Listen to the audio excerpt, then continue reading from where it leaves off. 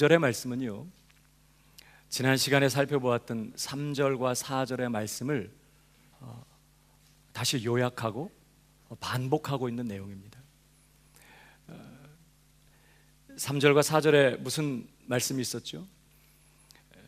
바울은 신자가 더 이상 죄에 거할 수 없다는 사실을 설명하면서 이렇게 선언했습니다. 무릇 그리스도 예수와 합하여 세례를 받은 우리는 그의 죽으심과 합하여 세례 받은 줄을 알지 못하느뇨. 그러므로 우리가 그의 죽으심과 합하여 세례를 받음으로 그와 함께 장사되었나니 이는 아버지의 영광으로 말미암아 그리스도를 죽은 자 가운데서 살리심과 같이 우리로 또한 새 생명 가운데서 행하게 하려 함이니라. 그러니까 그리스도와 연합된 신자는 그리스도와 함께 죽고 그와 함께 장사되고 그와 함께 부활하여서 이제는 예수 그리스도와 함께 부활의 새 생명 가운데 거하고 있다고 그렇게 말씀하는 것입니다. 그러니까 한마디로 표현하면 신자는 예수님과 함께 죽고 다시 살아난 사람이에요. 그는 철저하게 죄에 대하여는 죽은 자라는 것입니다. 그런 신자가 어떻게 계속해서 그 죄 가운데 살 수 있겠느냐 하는 이야기를 계속 풀어가고 있는 것이죠. 자, 그렇게 해놓고 이제 오늘 5절의 말씀이에요. 만일 우리가 그의 죽으심을 본받아 연합한 자가 되었으면 또한 그의 부활을 본받아 연합한 자가 되리라. 그러니까 이 5절은요 3절 4절에서 있었던 내용을 다시 요약하면서 반복하고 있는 그런 내용입니다. 이 5절은 크게 그래서 두 가지의 내용을 담고 있어요. 자, 다시 보시면 첫 번째는 뭐예요? 우리가 그의 죽으심을 본받아 연합한 자가 되었다는 것이에요. 두 번째는요, 그래서 또한 그의 부활을 본받아 연합한 자가 되리라는 것입니다. 이 두 가지 사실을 한 절로 요약해서 3절 4절의 내용을 다시 반복하고 있는 것입니다. 자, 이제 그래놓고 바울은요 이 5절에서 설명하고 있는 이 두 가지 내용을 다시 좀 더 상세하게 풀어서 설명해 가기를 시작합니다. 그게 6절로부터 10절까지의 내용이에요. 이제 우리가 앞으로 보겠지만, 그래서 6절과 7절에서는요 이 5절의 앞부분, 그러니까 우리가 그의 죽으심을 본받아 연합한 자가 되었다, 우리가 그와 함께 죽었다, 이 사실을 아주 구체적으로 상세하게 그 의미를 다시 풀어가요. 또 8절, 9절, 10절에서는 5절의 내용 중에 두 번째 내용, 그래서 또한 그의 부활을 본받아 우리가 연합한 자가 되었다 라는 이 사실을 좀 더 구체적으로 상세하게 풀어가는 것입니다. 그러니까 여러분, 사도 바울은요 진리를 그저 피상적으로 대충 다루는 게 아니에요. 왜 우리가 그냥 그리스도와 함께 죽었고 부활했어, 우리 새 사람이야, 그리고 그 다음으로 넘어가는 게 아니에요. 그 의미가 무엇인지를 정확하게 한 절 한 절을 다시 그 뜻을 분명하게 알 수 있도록 짚어 설명해 가면서 지금 신자가 어떻게 죄에 대하여는 철저히 죽었는지, 그리고 그래서 어떻게 더 이상 신자가 죄 가운데 살 수 없게 되었는지를 그렇게 이 예수 그리스도와 우리와의 연합의 교리를 중심으로 아주 구체적으로 자세하게 풀어가고 있는 것입니다. 우리도 그렇게 진리를 다루어야 될 줄로 믿습니다. 대충 피상적으로 진리를 다뤄서는 그 진리의 말씀 한 말씀 한 말씀이 내 양식이 되고 내게 충분히 소화가 되어서 그것이 내 살을 이루고 뼈를 만들고 오늘을 사는 내 삶의 에너지가 될 수 있도록 진리를 충분하게 씹어 먹어야 돼요. 한 절 한 절씩.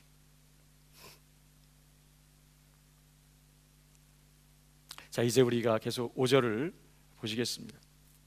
우선 이 5절을 보면요 약간 같은 내용인데 왜 저렇게 표현했을까라는 몇 개 단어들이 등장해요. 그중 첫 번째가 뭐냐면 만일이라는 단어입니다.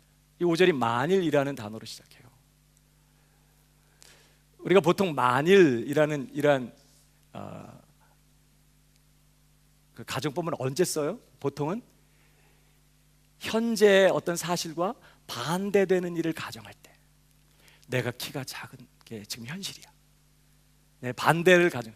그러나 만일 내가 키가 컸더라면 좀 더 행복했을 텐데. 이제 이렇게 할 때 우리가 이런 표현법을 쓰잖아요. 그런데 이 5절에 지금 이 만일이라는 이 용법은 그런 용법이 아니에요. 오히려 현재의 사실을 확인하면서, 그래서 필연적으로 그 다음 사실이 틀림없는 것을 표현할 때 쓰는 표현법입니다. 그러니까 만일 A라는 사실이 이렇다면 B도 역시 틀림없는 사실이다, 이렇게 쓸 때 이해가 되시죠? 만일에 A라는 사실이 이러이러하다면 B라는 사실, B도 역시 틀림없는 사실이다, 이렇게 표현할 때 쓰는 표현법이에요. 그러니까 자, 그런 의미로 다시 5절을 보면요, 만일 우리가 그의 죽으심을 본받아 연합한 자가 되었으면 또한 그의 부활을 본받아 연합한 자가 되는 것은 틀림없는 사실이다, 그런 뜻이에요. 어디에 강조점이 있는 걸까요? 다시 한번 들어보실까요? 만일 우리가 그의 죽으심을 본받아 연합한 자가 되었으면 또한 그의 부활을 본받아 연합한 자가 되는 건 역시 틀림없는 사실이다. 앞에 강조점이 있을까? 뒤에 강조점이 있을까? 뒷부분에 강조점이 있는 거예요. 그러니까 지금 바울은 우리 신자들이 예수님과 연합됨으로 말미암아 그와 함께 죽었고 그걸로 끝난 게 아니라 다시 살리심을 받아 이제는 부활의 새 생명 가운데 있다는 거예요. 더 이상 죄와 사망의 왕노릇 아래 있지 아니하고 이젠 죄와 사망의 왕노릇에서 완전히 벗어나서 부활의 새 생명 가운데 있다는 거예요. 더 이상 죄에 걸 수 없다는 얘기를 지금 계속해서 강조하고 있는 것이죠. 그래서 이 5절의 내용도 사실은 우리가 그의 죽으심을 본받아 연합한 자가 되었기 때문에 또한 그의 부활을 본받아 연합한 자가 되었다는 것 역시 틀림없는 사실이다. 예수님과 연합된 자는 예수님과 함께 죽었을 뿐만 아니라 필연적으로 그와 함께 다시 부활한 사람이다, 이렇게 지금 강조하고 있는 표현인 것입니다. 만일, 그 의미를 아시겠어요? 네. 별로 안 궁금한 거를 여러분이 질문하기 전에 알아서 다 이렇게 설명해 주는 게 목사의 사명 아니겠어요? 그 다음에 또 한 가지 표현법이요, 살펴볼 부분이 5절에 보면 이 본받아라는 생소한 단어가 또 하나 나와요.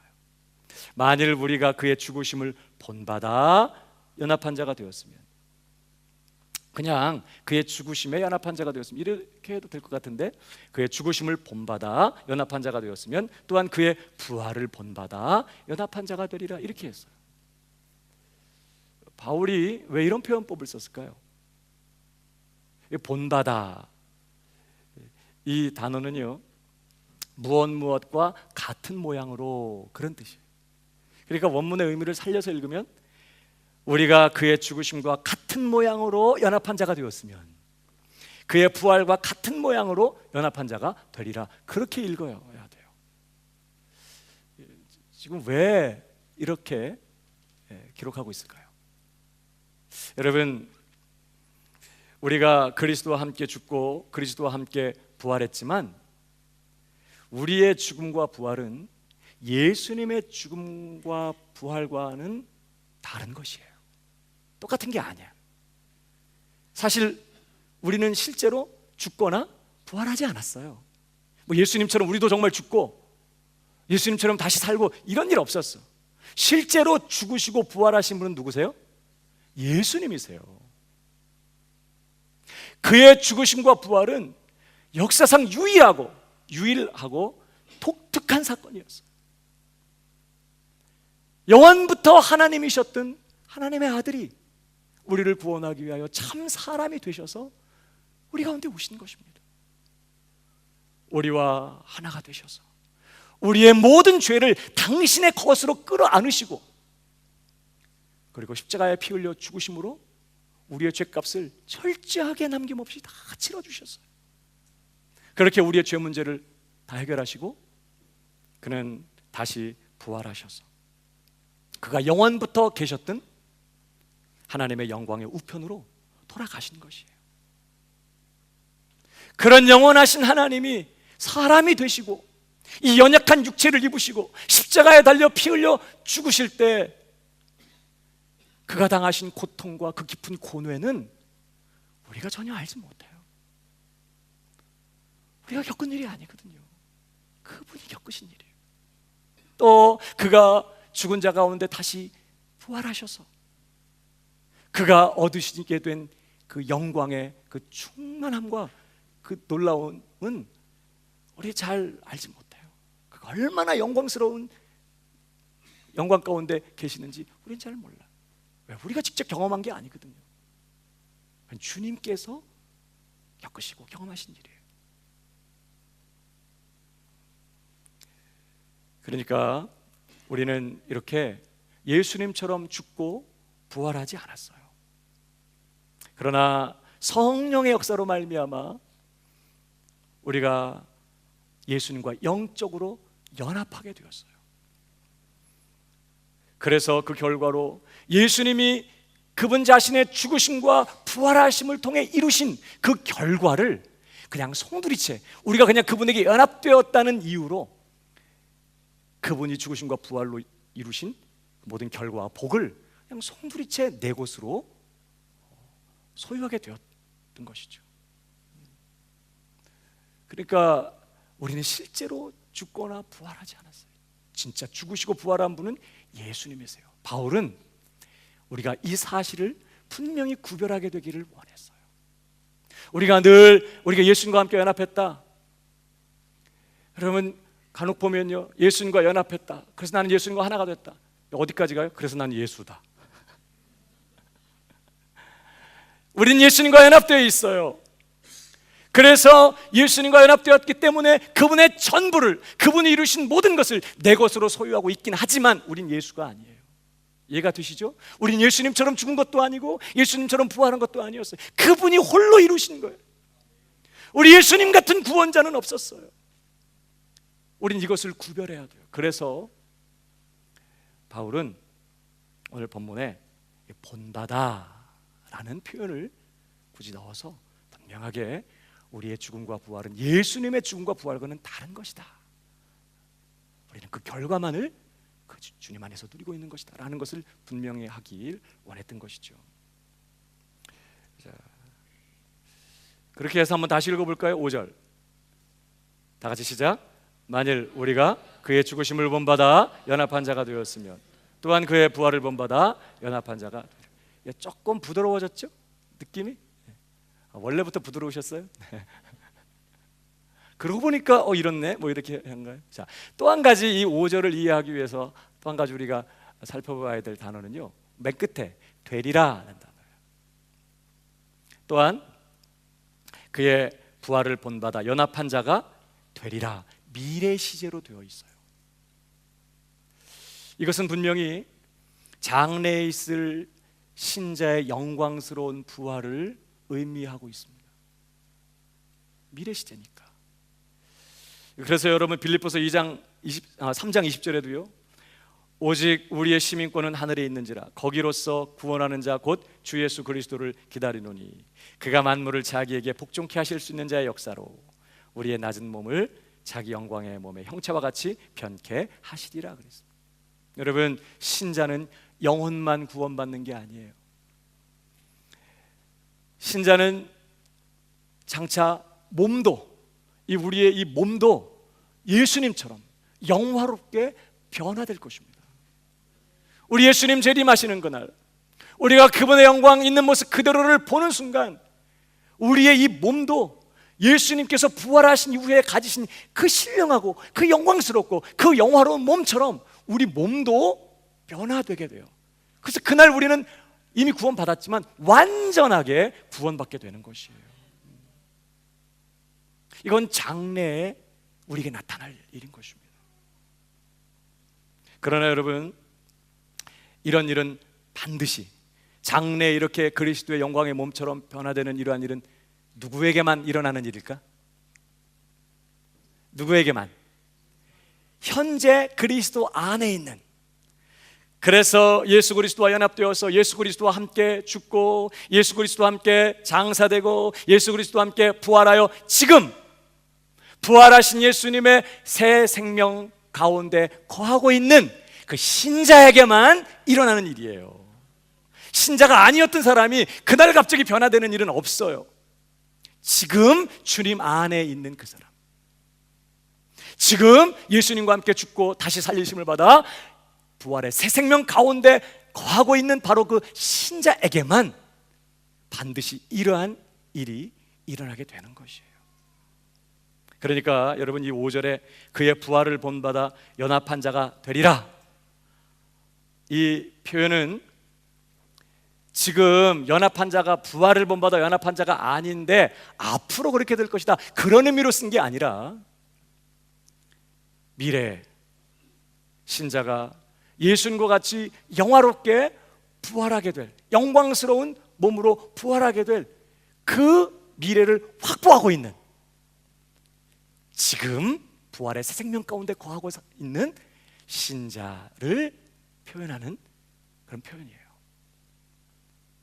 그러니까 부활을 본받아 연합한 자가 되었다, 이렇게만 할 수가 없는 게, 이미 우리는 부활의 새 생명 가운데 있지만 그게 끝난 게 아니거든요. 장차 나타날 영광이 있어요. 우리 모두가 주님 앞에 다시 영광스러운 부활의 몸을 덧입게 될 그 미래가 아직 있거든요. 그래서 지금 이 미래형으로 쓰면서 지금 그 미래를 확보하고 있는, 이미 주님과 연합되어 부활의 새 생명 가운데 거하고 있는 신자를 표현하고 있는 내용이다 하는 것입니다. 더 어려워졌어요? 자, 그렇게 해서 다시 한번 5절을 다시 한번 읽어봐요. 시작. 만일 우리가 그의 죽으심을 본받아 연합한 자가 되었으면 또한 그의 부활을 본받아 연합한 자가 되리라. 좀 더 부드러워지셨나요? 이해가? 자, 이렇게 5절의 내용은 두 가지 사실, 우리가 그의 죽으심을 본받아 연합한 자가 되었다, 한마디로 말하면 그와 함께 죽었다 하는 것과, 두 번째, 그래서 또한 우리는 그의 부활을 본받아 연합한 자가 되었다, 또 앞으로 그렇게 될 것이다 라는 이 사실을 지금 말씀하고 있는 것이죠.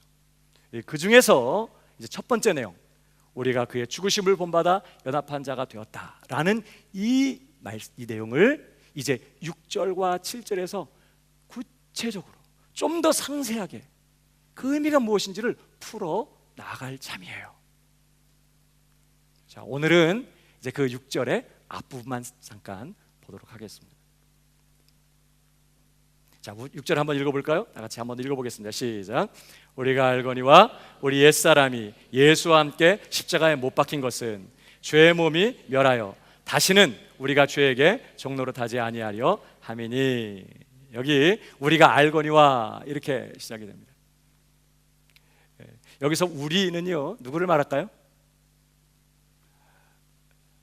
성도님들 어떤 분들 보면 무조건 그냥 우리래. 1차적으로 이 본문의 내용 속에서 우선 이걸 기록하고 있는 바울이겠죠. 그리고 우리는 이 로마서를 읽게 될 로마 교회 성도들을 다 포함하는 거죠. 그러니까 사실은 예수를 믿고 있는 신자 전체를 다 포함하는 의미라고 해도 상관이 없는 것이죠. 거기 이제 우리도 다 포함되는 거겠죠. 자, 우리가 알거니와, 뭘 안다는 걸까요? 사실 원문에는요, 투토라고 하는 지시대명사가 있어요. 맨 앞에 투토. 그래서 이것을 우리가 알거니와 이렇게 돼 있어요. 근데 한글 성경에는 굳이 그걸 그냥 번역 안 하고 우리가 알거니와 이렇게 했는데, 이것을 우리가 알거니와 이렇게 하는 게 정확하겠죠. 뭘 안다는 거예요? 바로 6절의 그 내용을 말하는 것입니다. 어떤 내용? 우리 옛사람이 예수와 함께 십자가에 못 박힌 것은 죄의 몸이 멸하여 다시는 우리가 죄에게 종노릇하지 아니하려 함이라는 이 사실을 우리가 알거니와, 그런 뜻이에요.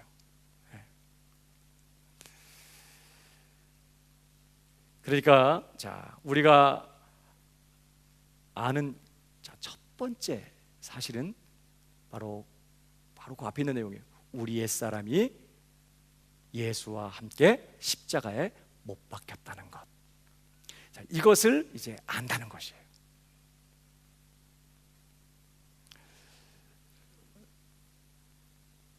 옆 사람에게 좀 얘기해 주시기 바랍니다. 우리 옛사람이 예수와 함께 십자가에 못 박혔습니다.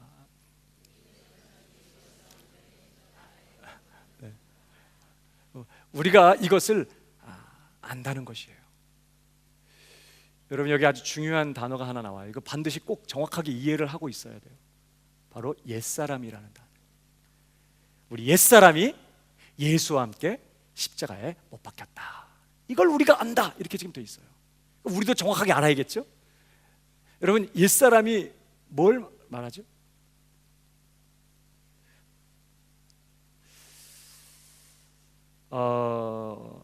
많은 경우에 성도들을 보면 이 옛사람을 정확하게 이해하지 못해서 신앙생활하면서 끊임없이 옛사람하고 싸워요.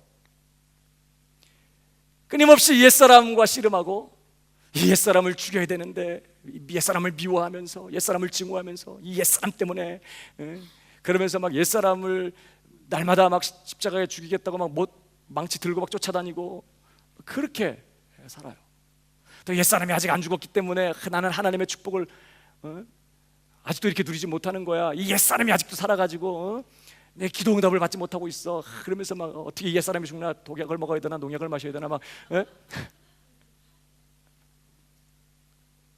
옛사람, 오늘 성경은 이 옛사람, 우리 옛사람이 십자가에, 예수와 함께 십자가에 못 박혔다고 분명히 말하는데, 도대체 이 옛사람이 뭔지를 정확히 알아야 돼요. 우선 여러분, 이 옛사람은요, 우리의 육신적인 기질이나 죄된 본성을 의미하지 않습니다.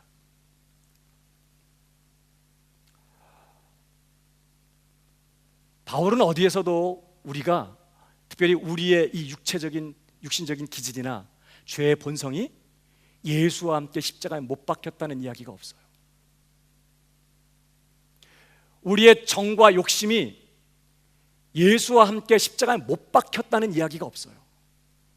오히려 정과 욕심을 십자가에 못 박으라고 하고 있어요.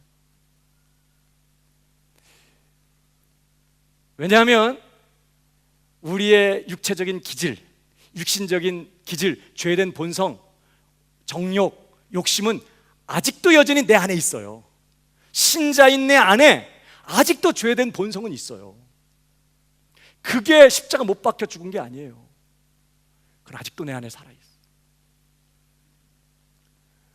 그러니까 여기서 옛사람이라고 말할 때는 어떤 육체적인 기질이나 어떤 죄된 본성을 의미하는 게 아니에요. 또 이 옛사람은 단순히 이전의 사람이라는 의미에서 옛사람을 말하는 것도 아닙니다.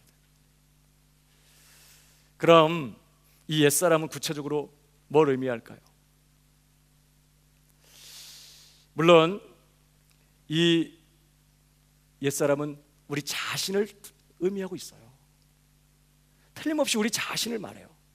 그런데 옛사람이 십자가 못 박혔다고 할 때는 도대체 나의 어떤 부분이 십자가 못 박혔다는 걸 얘기하는 걸까요? 이 옛사람. 여러분, 우리가 지금은 누구 안에 있죠? 신자는 예수 그리스도 안에 있어요. 예수님과 연합되어 있는 사람이에요. 그러나 예수님 안에 있기 전에 우리는 어디에 있었어요? 아담 안에 있었어. 아담 안에. 여러분, 이 옛사람은요, 이전에 내가 예수 안에 있기 전 아담 안에 있었을 때 나를 말하는 거예요. 아담 안에 있어서 아담과 연합된 자로서 아담과 함께 죄를 범했고, 그래서 태어날 때부터 하나님의 정죄 아래, 하나님의 진노 아래 태어나서 율법의 무서운 저주 아래 있는 죄인인 나. 사망과 사단, 또 이 죄의 왕노릇 아래에 있었던 이 아담 안에 있었던 그 사람, 그런 나를 의미하는 것입니다. 그 옛사람이 예수와 함께 십자가에 못 박혀 죽었다는 거예요. 이 못 박혔다는 표현은 그냥 못 박혀서 고통받고 있다 이런 뜻이 아니라 죽어버렸다는 그런 의미로 지금 사용되고 있는 표현인 것이죠. 그래서 이 못 박혔다 이 단어의 시제가 부정과거형이에요. 그러니까 지금 못 박혀서 죽어가고 있는 게 아니라, 앞으로 완전하게 죽을 게 아니라 과거의 단번에 이미 끝나버렸다는 거예요. 죽어버렸다는 것을 말하는 것입니다. 그래서 로마서 6장에 이렇게 말하죠. 10절에 그의 죽으심은 죄에 대하여 단번에 죽으심이요 그랬죠. 예수님이 죄에 대하여 단번에 죽으실 때 아담 안에 있었고, 그래서 하나님의 진노와 율법의 정죄와 저주 아래 있었던 바로 그 옛사람도 단번에 주님과 함께 죽었다는 것이에요. 그게 주님과 함께 못 박혔다는 뜻입니다. 사랑하는 여러분, 그래서 그리스도 안에 있는 자, 지금 그리스도 안에 있는 자에게는 결코 정죄함이 없어요. 왜? 정죄 아래 있던 옛사람은 이미 죽어버렸어요. 합법적으로 죄값을 치르고 죽었다고요. 예수님 안에서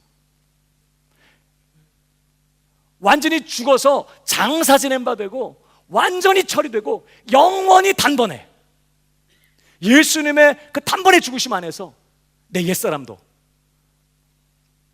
율법 아래 있던 아담 안에 있었던 하나님의 정죄 아래 있었고, 아담의 모든 죄를 내 것으로 짊어지고 율법의 저주 아래 있었던 바로 그 사람, 그 옛사람은 그렇게 예수님과 함께 완전히 그리고 영원히 죽어서 처리되고 사라져버렸어요.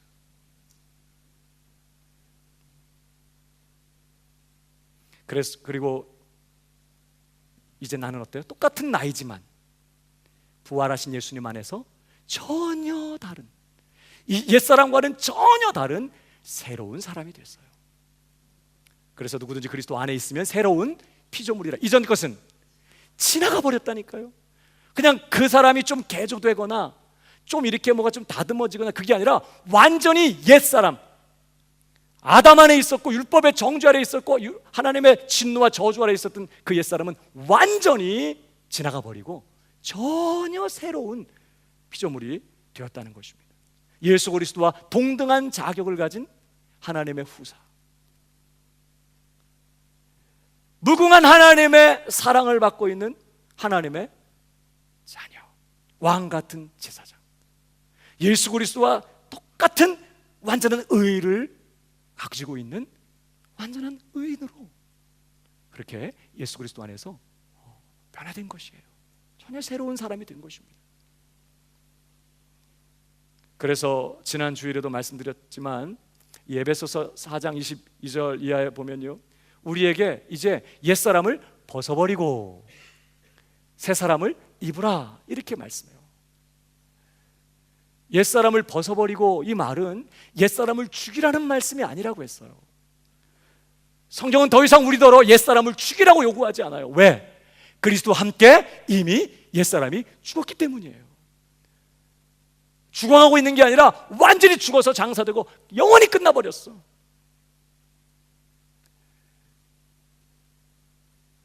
더 이상 옛사람을 죽이라는 게 아니에요. 옛사람을 벗어버리라는 것은 옛사람의 특성, 옛사람의 기질, 옛사람의 본성, 그게 뭐예요? 죄된 본성, 옛사람의 정욕, 옛사람이 가지고 있는 그 옛사람의 욕심, 그러한 것들을 이제 버리라는 뜻이에요. 왜? 옛사람이 더 이상 아니니까. 이제 전혀 새 사람이 되었기 때문에 이제는 옛사람에게 속한 그러한 일들을 버려라 이렇게 설명하고 있는 것입니다. 동시에 새 사람을 입으라는 말씀도요, 새 사람이 되라는 말씀이 아니라고 했어요. 신자는 부활하신 예수 그리스도 안에서 이미 새 사람이에요. 새 사람이 되었어요. 근데 문제는 뭐죠? 이미 새 사람이 되었는데, 그래서 완전한 죄의 용서함을 받았고, 이제 죄 문제와는 완전히 이제 관계가 끝났고, 이제는 율법의 정죄 아래 있지 않고 완전한 의인으로 여김을 받으며 하나님의 무궁한 사랑을 받는 하나님의 자녀요, 왕 같은 제사장이 되었는데, 문제는 그러한 새 사람 된 내 안에 여전히 옛사람의 본성이 남아있다는 거예요. 옛사람의 기질이 아직도 살아있고, 틈만 나면 그러한 기질과 본성들이 끊임없이 치고 올라와서 자신과 다른 사람들을 또 아프게도 하고, 옛사람의 라이프 스타일, 삶의 습관, 말하는 태도, 옛사람의 싸가지 이런 게 다 막 그냥 아직도 내 안에 남아있어가지고 기회만 되면 자꾸 나오는 거예요. 옛사람이 더 이상 아닌데, 변하여 지금 새 사람이 되었는데, 내가 뭘 해서가 아니라 예수 그리스도 안에서 그렇게 존재가 바뀌어버린 거예요, 하나님의 전적인 은혜로.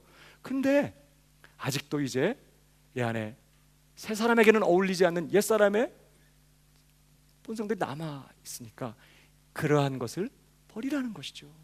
그리고 이제 새 사람이 되었으니 새 사람답게 굴어라, 새 사람답게 행동해라. 이게 새 사람을 입으라는 뜻이에요. 새 사람이 되라는 말이 아니라 새 사람답게 살아가라. 왜? 새 사람이니까. 성경은 그렇게 요구하고 있는 것이죠.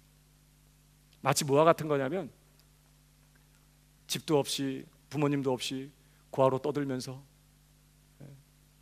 부두 닦기 하고, 또 그러면서 못된 친구들하고 어울리면서 깡패 짓을 하면서, 또 위로는 깡패 성님들을 모시고, 그렇게 아주 불쌍하게 비참하게 살아가던 거지 고아를 지나가던 그 나라 왕이 보고 자식이 없었던 터라 그냥 불쌍히 여겨서 저놈을 내 아들을 삼아야겠다 이렇게 생각한 거예요. 너 집이 어디냐? 부모님이 있냐? 그러냐? 그럼 너 오늘 우리 집에 가자. 오늘부터 너 내 아들 해라. 그리고 가봤더니 거기가 왕궁이었어요. 옷을 다 벗기고 깨끗하게 씻기고 왕자의 옷을 입혔습니다. 그날부터는 뭐죠? 더 이상 거지가 아니에요. 더 이상 깡패가 아니에요. 더 이상 고아가 아니에요. 그는 그날부터 누가 뭐라고 그래도 왕자예요, 왕자. 신분이 완전히 바뀌었어요. 어제와는 다르게.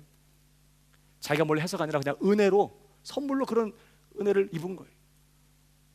왕자입니다. 누구도 손가락질할 수 없고 비웃을 수 없어. 근데 문제는 뭐예요? 그 다음 날부터 일어나는 거예요. 왕자는 왕자인데, 그래서 왕자의 옷을 딱 입고 왕궁에서 왔다 갔다 하는데 꼴은 깡패야. 하는 꼴은 거지예요. 옛날에 하던 거 그대로 하는 거예요. 대신들이 지나가다가 주무셨습니까? 이렇게 인사하면 뭐라고 대답을 해야 되죠? 품위 있게. 대신들도 안녕히 주무셨어 이렇게 해야 되잖아요. 근데 뭐라고 나와요? 입에서 나오는 말이 옛날에 늘 형들한테 듣던 말, 그래 이 시키더라 이렇게 나와요. 왕자에게 전혀 어울리지 않아. 이미 그는 옛사람이 아니거든요. 옛날 거지가 아니야. 그는 새로운 사람이 되었고 그는 왕자예요. 그 나라 왕자. 근데 하는 짓거리는 옛날 그렇게 사는 거예요. 그렇게 말하고 그렇게 생각하고. 제발 포크와 나이프를 좀 써서 좀 품 있게 먹으라고 그래도 자꾸 손으로 먹는 게 편하고, 맨날 어디서 개구락지 잡아다가 땅바닥에 패대기 치면서 놀고, 그런 걸 재미있어 그러고 있는 거예요. 그러니까 이제 아버지 왕이 자꾸 간섭하는 거죠. 야, 너 왕자답게 좀 굴어. 말을 뭐 그렇게 품위 없게 하니 어떻게 좀 품위 있게 좀 걸어라. 걸을 때도 그게 달랑달랑 그게 뭐냐. 좀 제발 왕자답게 굴어라. 옛날에 하던 짓 좀 하지 마. 그게 누구 얘기인지 아시겠죠? 지금 우리 신자들의 이야기를 하는 거예요. 우리가 지금 그런 상황이라는 거예요. 우리가 왕자답게 굴어서 그래서 왕자가 되는 게 아니라 이미 왕자가 됐어. 은혜로 왕자이기 때문에 이제부터 왕자답게 굴라고 요구하고 계시는 거예요. 새 사람을 입으라. 그래서 정과 욕심을 십자가에 못 박으라는 것은 옛사람을 죽이라는 게 아니라 옛사람은 이미 죽었고 새 사람이 됐는데 아직도 새 사람에게 어울리지 않는 그 옛사람의 그 정과 정욕과 그 죄된 본성, 그 타락한 욕심이 아직도 더덕더덕 남아가지고 자꾸만 나타나고 자꾸만 드러나니까 이제 좀 어울리지 않고 좀 어색하긴 하지만 이제 하나님의 아들답게, 신자답게, 새 사람답게 행동하고 그렇게 살아가라고 지금 성경이 요구하고 있는 거예요. 새 사람을 입으라는 것입니다. 왜? 새 사람이니까. 옆 사람에게 좀 얘기해 주세요. 새 사람이세요. 여러분, 예수를 믿는 신자는 기억하십시오. 더 이상 옛사람이 아니에요. 예수를 믿고 있으면서 그가 참 신자이면서 옛사람으로 남아있을 수가 없어. 왜? 부활하신 예수님과 연합되었기 때문에 그 옛사람이 합법적으로 죄값을 치르고 죽어버린 거예요. 그 옛사람이 그렇게 처리되고 영원히 사라져서 더 이상 이 세상에 그 옛사람은 존재하지 않아. 율법의 정죄 아래 있고 죄와 사망의 왕노릇 아래 있고 아담과 연합되어서 하나님의 진노 아래 있는, 그래서 언제든지 두려워하고 벌벌 떨고 그런 옛사람은 더 이상 이 세상에 그 어디에도 존재하지 않아요.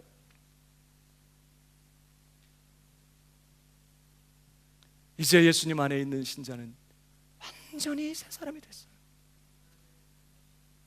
오늘 바울은 먼저 우리가 이런 사실을 안다는 거예요. 그래서 우리가 알거니와 이렇게 표현했어요. 원래는 그냥 우리 옛사람이 예수와 함께 십자가에 못 박혔다는 것을 우리가 알거니와 이렇게 표현해도 되잖아요. 근데 우리가 알거니와라는 말을 앞에 놨어. 그 말은 뭘까요? 우리라면, 다시 말하면 예수를 믿는 신자라면 모두가 분명하게 알고 있어야 하고 확신하고 있어야 될 사실이 바로 이거라는 거예요. 우리 옛사람이 예수와 함께 십자가에 못 박혔다는 거. 그래서 단번에 죽어버리고 처리되고 영원히 끝장을 나고 사라졌다고 하는 사실을 분명히 알고 확신하고 있어야 된다는 것을 강조하는 표현이에요. 우리가 알거니와 이렇게 앞에 놨던 것. 여러분 어떠세요? 저와 여러분도 이 사실을 분명히 깨닫고, 아, 예수와 함께 내 옛사람이 그렇게 죽어버렸구나, 그렇게 처리됐구나 라는 사실을 분명히 기억하고 확신하면서 그 사실에 입각해서 매 순간을 살아가요? 그렇게 해야 된다는 거예요. 지금 왜 그럴까요? 왜 예수 믿는 모든 신자는 반드시 이 사실, 우리 옛사람이 예수와 함께 십자가에 못 박혔다는 사실을 알아야만 할까? 왜 분명하게 알고 확신하고 있어야만 할까요? 왜 그럴까? 물론 그것을 분명하게 알지 못해도 정말 그가 신실하게 예수를 믿으면 그는 구원받았고 또 영원한 천국 백성이에요. 그러나 내가 예수와 함께 연합되었기 때문에 이제 그가 죽으실 때 내 옛사람도 그와 함께 죽었다는 사실을 분명히 알게 될수록 비로소 신자다운 삶을 시작할 수가 있게 돼요. 진정한 신자로서 오늘이라는 삶을 살아가는 일이요, 내 옛사람이 예수와 함께 십자가에서 죽었다는 사실을 깨달으면서부터 시작이 돼요. 안 그러면 늘 율법적인 신앙생활을 하게 돼 있어. 내 안에서 어떤 죄들이 일어나고 갈등이 일어나고 죄의 욕망들이 일어나고 때로는 죄를 크게 짓거나 그러면 아직 아닌가 보네, 난 가짜인가 봐, 내가 이러고도 오늘도 하나님의 사랑받은 자녀라고 뭐 하면서 예배드리는 게 가당이나 한가, 나 스스로 나를 속에 위선 떨지 마 이러면서 늘 그렇게 되는 거예요. 뭔가 내가 정말 좀 경건하게 했다면 하나님이 좀 더 나를 사랑할 것 같고, 내가 그렇게 살지 못하고 옛사람의 방식대로 뭔가 이렇게 또 넘어지거나 했다면 뭔가 하나님과 엠이 나를 좀 어렵게 멀리 생각하실 것 같고, 늘 그렇게 하기 때문에 다 율법적인 신앙생활에 머무르고 절대 그에게는 자유와 기쁨이 없어. 성화의 시작은 이 사실을 분명히 알고 확신하는 것에서부터 시작이 될 수 있어요. 무슨 사실? 우리 옛사람이 예수와 함께 십자가에 죽었다. 율법의 저주 아래 있었고 죄의 종노릇하고 있었던, 그래서 하나님의 저주와 하나님의 진노와 하나님의 심판과 하나님의 형벌 아래 있었던, 죄와 사망의 왕노릇하고 있던 그 옛사람은 완전히 끝장났다. 예수님과 함께 나는 이제 주님 안에서 이제 그래서 완전히 새 사람이 됐다. 이 사실을 분명히 아는 것에서부터 신자로서의 제대로 된 삶, 신자다운 삶이 가능해져. 안 그러면 겉모습은 막 열심히 신앙생활하는 것 같고 신자답게 사는 것 같은데 그 내용, 그 중심 안에는요 늘 하나님께 대해서 뭔가 긴장하고 있고. 그렇기 때문에 우리는 분명하게 내 옛사람이 예수와 함께 십자가에 죽었다는 사실을 알고 확신하는 이런 자리에 있어야 된다는 거예요. 우리가 알거니와. 이것을 앞에 강조하고 있는 이유가 그것인 것이죠. 옆 사람에게 한 번 더 얘기해 주세요. 우리 옛사람이 완전히 죽었어요. 지금 내 안에 옛사람의 기질이 남아있다고 그래가지고 옛사람이 안 죽은 게 아니에요. 아시겠어요? 옛사람은 죽었는데 이것이 아직도 이제 기질과 본성은 아직도 내 안에 남아있기 때문에 이제 우리가 할 일은 이제 새 사람에게 어울리지 않는 그래 옛사람의 기질을 버리고 포기하고 또 십자가에 갔다가 또 못 박아버리고 이러면서 새 사람답게 살려고 하는 것이지, 절대 옛사람이 아직 안 죽었기 때문에 옛사람과 싸우는 건 아니다. 옛사람은 이미 죽었고, 그래서 나는 절대 하나님의 정죄 아래 있지 않고 하나님의 진노 아래 있지 않고 난 하나님의 사랑받는 아들이며 왕같은 제사장이며 무한한 하나님의 은혜와 긍휼 안에 오늘도 있다라는 사실을 기억해야 되는 거예요. 특별히 이제 말씀을 마치면서요, 오늘 바울은 우리가 알거니와 이렇게 했어요. 뭐요? 먼저는 우리 옛사람이 예수와 함께 십자가에 못 박혔다는 것을 우리가 안다고 했는데, 자 그러면 어떻게 우리가 이 사실을 알게 됐을까? 도대체 어떻게 우리 옛사람이 십자가에 못 박혀 죽었다는 것을 어떻게 알게 됐을까요?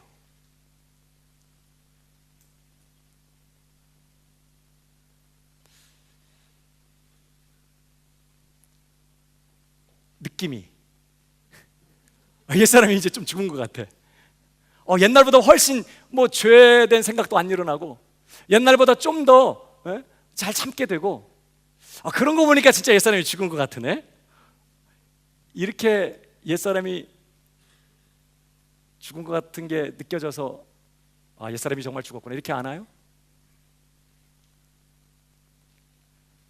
내가 정말 주님과 함께 죽었다는 사실이 막 느껴지고, 뭔가 그래서 새 사람 된 것 같은, 그래서 막 머리도 좀 상쾌한 것 같고 뭔가 이렇게 좀 이렇게 그런 느낌이나 어떤 그런 것들 때문에 우리 옛사람이 예수님과 함께 죽었구나 이렇게 알고 확신하게 됩니까? 그렇게 되면 반드시 내 안에 어떤 죄된 것들이 막 일어나면 또 안 죽었다고 또 믿게 돼요. 우리가 어떻게 예수와 함께 우리 옛사람이 죽었다고 하는 사실을 알게 될까요? 단 하나, 하나님의 복음의 말씀을 통해서입니다. 하나님이 그렇게 말씀해 주셨기 때문에 우리가 비로소 아는 거예요. 사도를 보내시고 복음을 주셔서 우리는 듣도 보도 못했고 우리가 생각도 못했던 놀라운 이야기들을 막 펼쳐내시는 거예요. 그 복음이 없었다면요, 우리는 이전에 우리가 아담 안에 있었던 사실도 전혀 알 수 없었을 거예요. 여러분, 이전에 아담 안에 있었던 것을 느낀 사람 있어요? 난 왠지 아담 안에 있는 것 같아.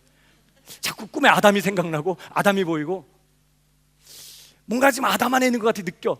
여러분, 느낌과 체험으로 알 수 있는 일들이 아니거든요. 그것은 마치 태어나면서부터 물속에서 태어난 고기가 전혀 그 물을 의식하지 못하고 평생을 살다가 물속에 죽는 것처럼, 우리는 아담 안에서 태어나서 하나님의 무서운 저주와 진노와 형벌과 심판 아래 죄의 정말 종노릇 아래서 그렇게 살아가고 있었거든요. 그게 그냥 자연스러운 인생이지 뭐. 그게 죄인지도 모르고 그게 뭐 문제인지도 모르고 그 운명이 어떻게 되는 건지도 전혀 모른 채 어떻게 왜 내가 여기 이렇게 이런 삶을 살고 있는지 그러니까 이제 쉽게 말하면 인생이 어디서 와서 어디로 가는지 알지 못한 채 이제 그렇게 도대체 내가 왜 이런 정말 상황 가운데 있는지 전혀 알지 못한 채 그러니까 이게 인생이지. 그리고 살다 끝나버릴 거였다고요.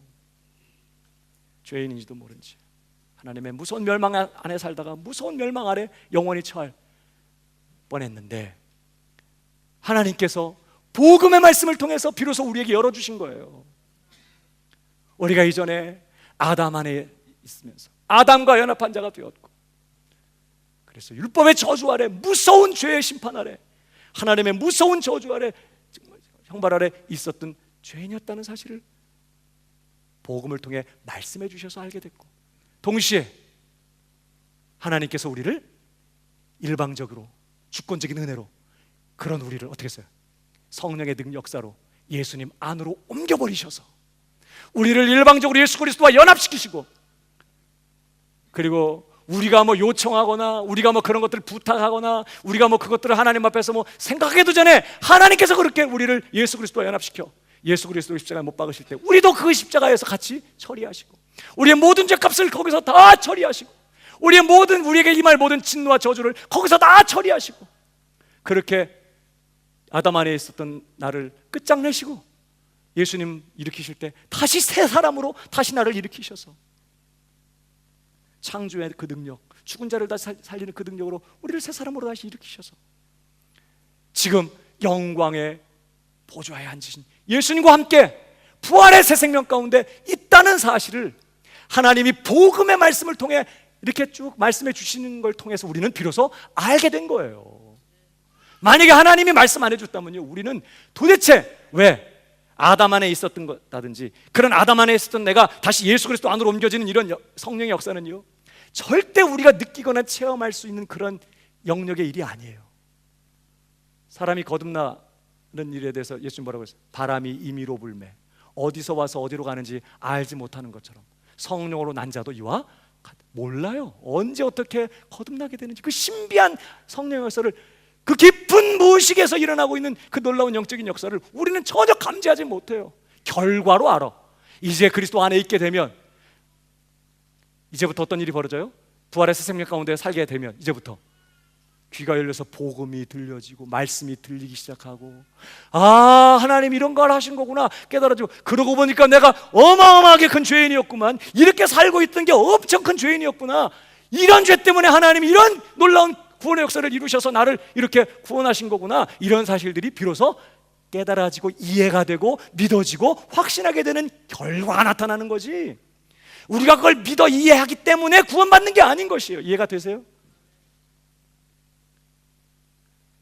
그러니까 하나님이 우리에게 말씀해 주셨기 때문에 내가 그리스도 안에 있으며 그리스도 그와 함께 죽었고 그와 함께 살리심을 받아 부활의 생명 가운데 있고, 이제는 흠없는 하나님의 자녀이며 왕같은 제사장으로서 예수님의 지위와 권세를 내 것으로 공유하고, 그분의 완전한 의도 내 것으로 공유하고, 그분의 완전한 순종도 내 것으로 공유하고, 그분의 영광도 내 것으로 공유하는 이런 자가 되었다는 사실을 뭘 통해서요? 오직 말씀을 통해서 우리가 알게 된 거예요. 그러니까 우리는 오직 뭘 붙잡아야 될까? 내 안에 일어나는 느낌, 내 안에 지금 일어나고 있는 어떤 그런 체험되고 있는 어떤 일들을 근거로 해서 우리의 신앙생활을 영위해 갈 게 아니라 그것과 상관없이 뭘 붙잡아야 돼요? 말씀. 하나님의 말씀이 그렇다고 하면 그런 줄 그대로 믿고, 하나님의 말씀이 말하는 그 사람이 바로 나다라고 분명하게 확인하면서 그렇게 살아가야 되는 것이에요. 아브라함처럼. 아브라함이 어땠어요? 하나님께서 아브라함을 불러, 그 늙은 아브라함을 불러서 뭇별을 보게 하시면서 네 자손이 이와 같으리라 그랬어요. 거의 정말 이제 중노인이 된 아브라함에게 자손이 하늘의 별처럼 많아질 거라고. 그때 아브라함이요, 아, 하나님, 제가 나이가 이제 한 100세나 가까워지고 있고 제 아내도 90세 가까워지고 있는데, 아우, 그런 일은 불가능해요. 어떻게 자손이 저렇게 많아질 수 있겠어? 아우, 불가능해요. 이제 이렇게 말하지 않고 뭐 했죠? 하나님의 말씀을 믿었다고 그랬어요. 말씀을 믿었어. 여러분, 사실 아브라함이 하나님의 약속을 받을 때요, 그의 느낌이나 그가 체험하는 것은 사실은 말씀과는 정반대로 하고 있었어요. 어땠어요? 말씀을 받았지만, 약속을 받았지만, 자손이 이와 같을 것이라는 하나님의 말씀을 받았지만, 정작 자신의 현실, 자신의 느낌을 막 그때부터 갑자기 막 힘이 막 생기면서 갑자기 막 힘이 막 생기고 막 기력이 막 생기고 막 갑자기 막 피부가, 어머 당신 이렇게 피부가 고와지는 거야? 뭐 요즘 젊어지나 봐. 이런 일이 일어난 게 아니었다니까요. 어땠죠? 시간이 갈수록 점점 더 몸은 늙어갔어요. 거의 죽은 자와 같은, 무덤과 같은 그런 상태가 되고 있었어요, 계속. 근데 성경은 뭐라고 하죠? 바랄 수 없는 중에 바라고 믿었다. 그러면서 로마서 4장 19절, 그가 백세나 되어 자기 몸에 죽은 것 같음과 사라의 태에 죽은 것 같음을 알고도. 지금 그의 느낌 어때요? 점점 늙어가, 점점 불가능해져.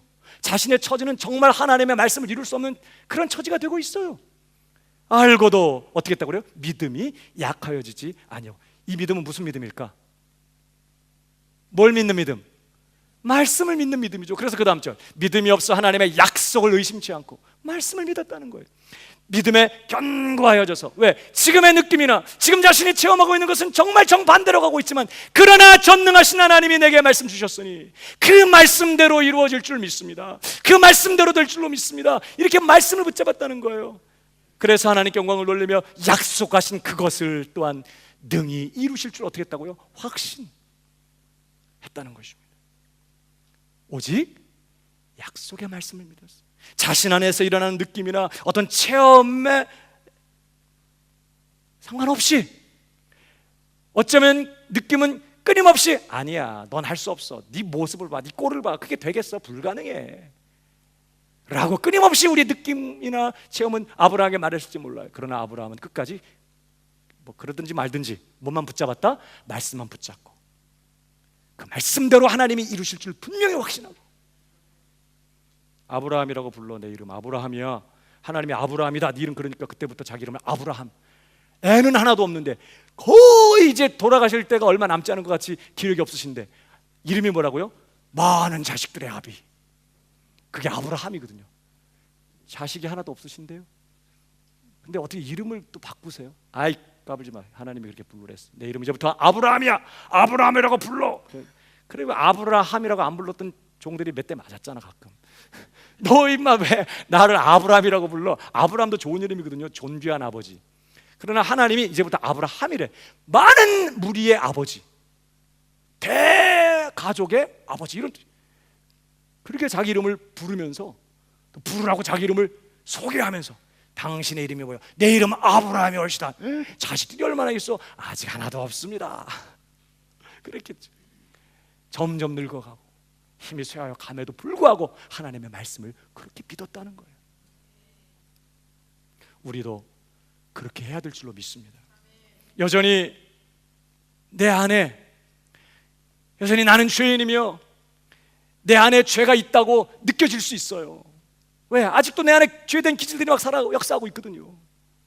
아무도 모르는 은밀한 그런 죄들을 지을 수 있거든요.